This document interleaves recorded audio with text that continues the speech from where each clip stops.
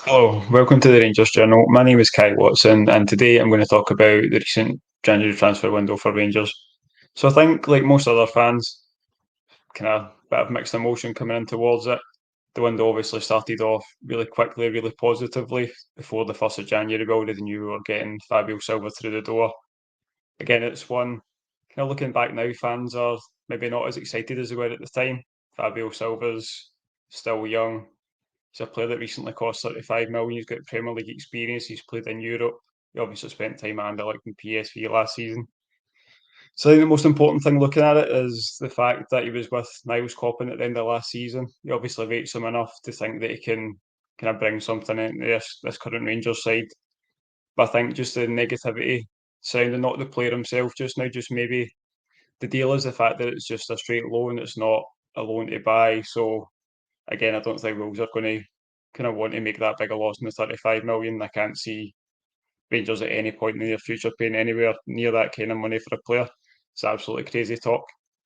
So just looking at him, he's not really the natural number nine that fans have been kind of clamouring for. Obviously, a lot of fans wanted someone like Shankland, who, despite the fact that he's improved his overall game a lot in the last couple of years, he's still seen the guy as a poacher, as a person that's going to get goals. Not really Fabio Silva. I think towards the end of last season, he played 14 games for PSV and managed 4 goals. He also, kind of interestingly enough, played from the left quite a lot. I don't know if that was due to the bodies they had or if they just kind of seen him as more of a wide player. I think looking at the first couple of games, you can see he's got a really good touch. Like he is obviously technically a very good player, but he still just doesn't look like he has that instinct inside the box. The only big chance that I can remember off the top of my head he had was the one against Hibs. They kind of flashed across the near post, which it's a half chance, but you're really hoping that for your main goal scorer that they're going to put those chances away. And that obviously leaves after yesterday. That's when a lot of the negativity kind of started on social media. That we now are left with Cyril Dessers and Fabio Silva as our 2 goal scorers. And as much as Cyril Dessers has come into a game recently, he kind of needs to maintain that form, and we're relying on him to kind of push us forward and push on to that title challenge. But on to the next signing, I think there's a lot more positivity around kind of the signing of Mohamed Diamande. It's going to be a massive outlay in the summer, looking at around £4.5 million. But for the profile of player, it's potentially going to be an absolute bargain. He's very highly rated, kind of all around Europe. He's obviously came from Nordsjælland, and before then he came through the Right Stream Academy, so following the same path as players that have had massive success recently, like Mohamed Kudus. And obviously, in this scenario, kind of the manager and board will be hoping we are the Ajax to Mohamed Kudus.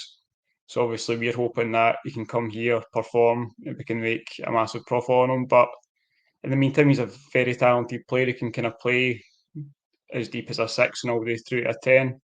Very comfortable on the ball, can take it in tight areas. He's that press resistant midfielder that we don't really have. So he'll take the ball, be able to drive it forward, can help create. His goal scoring numbers were decent last season, but this season he's played a bit deeper and he's shown that he has more to his game than just being able to drive forward. So he'll be able to take the ball any kind of area, make space for himself, make space for others, get the team forward, get those passes forward, and hopefully be able to create a bit more.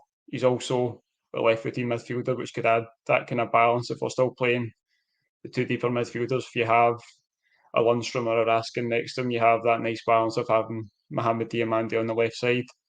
I know, again, not kind of negativity towards the player himself, but kind of towards this transfer is mostly surrounded by the fact that fans are assuming that there's a lot of money tied up in this. But you see, kind of counteracting points I want to kind of agree with is the fact that it was obviously kind of the priority for Clement in this window. As much as fans thought it was a striker, he got Fabio Silva through the door before the window even started. And then you'd imagine without laying Diamande that this would have been his kind of next target. I don't see the board kind of sanctioning this deal if they didn't think that it was the manager's main target. He was going to kind of come in, progress, and make the team better. So despite the fans thinking a number nine, like myself included, I also thought that a number nine should have been the main priority in the window, especially with like Danilo being injured and obviously we're losing Seamus goals as well. I thought it was kind of a no-brainer for a number nine to be the main target. But after Silva came in, it really looks like the main target for Clement would have been Diamande, and that's why that kind of outlay's been sanctioned. That's why we brought him in. But he's the type of player, if he can hit the potential he has, like he was being tracked by Union Berlin and Leipzig in the summer. For whatever reasons, they've not made the move then. We obviously thought that it was going to be a cheap deal because his contract was supposed to expire in the summer, but then reports came out from Denmark that he'd recently signed a new deal, and that's why the fees kind of as high as 4.5 million. But he's definitely going to come in and make that midfield better. He's going to bring energy, a bit of pace, a bit of creativity. I'm really excited to see Diamande playing. Hopefully, can hit the heights that kind of we hope that Nordsjælland hoped, and that a lot of other scouts around Europe kind of think he can as well. And that brings us to the last signing of the window, which is Oscar Cortez.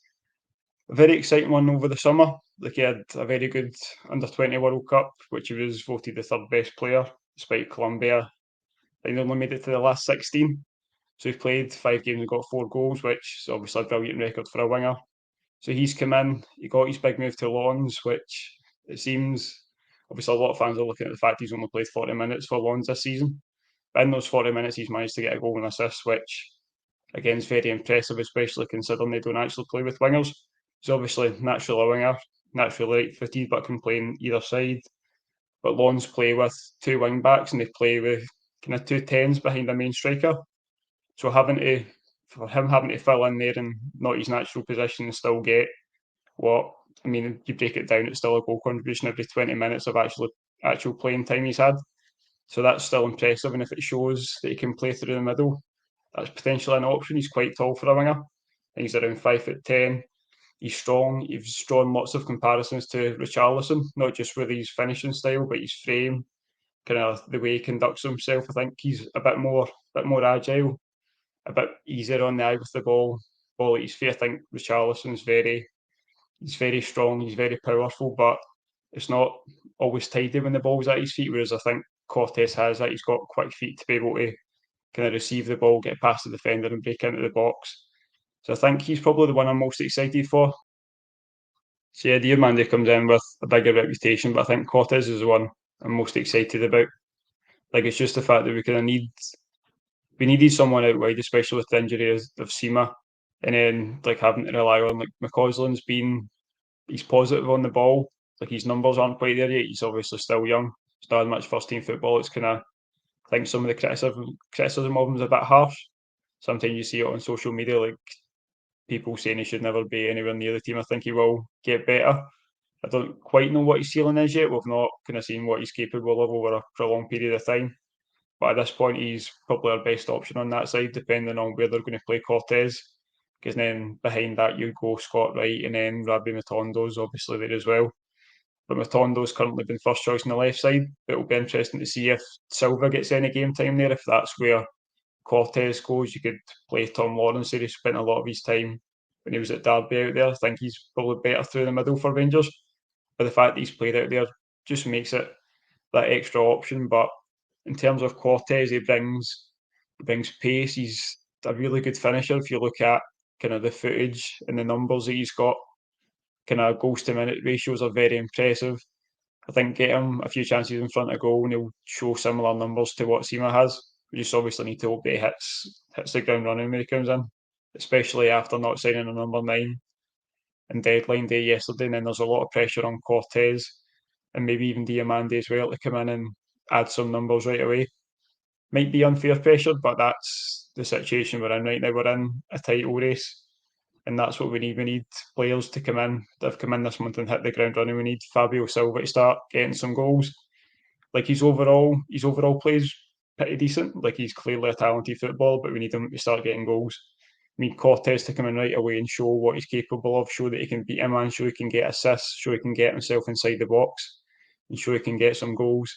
And Diamande just needs to come into that midfield and be the player that can receive the ball, go forward and create, hopefully get some goal contributions. But we just need to be able to see a player that can kind of grab the game by the scruff of the neck, get us forward, and hopefully create lots of chances. So overall, when you look at it, the final two signings, obviously not so much Fabio Silva, that's just a loan with no option to buy. But regarding the player trading model, which has been non-existent over the last window, these are two signings that you really need to make if you're trying to make the club sustainable, if you're trying to have a proper player training model. You bring players with high potential, you bring them in for a decent fee, then you hope to sell them on for a lot more money, and that's kind of where obviously Diamandi's obligation to buy. Cortez, we're hoping, hits the ground running, then there's the option to buy him at the end of that as well.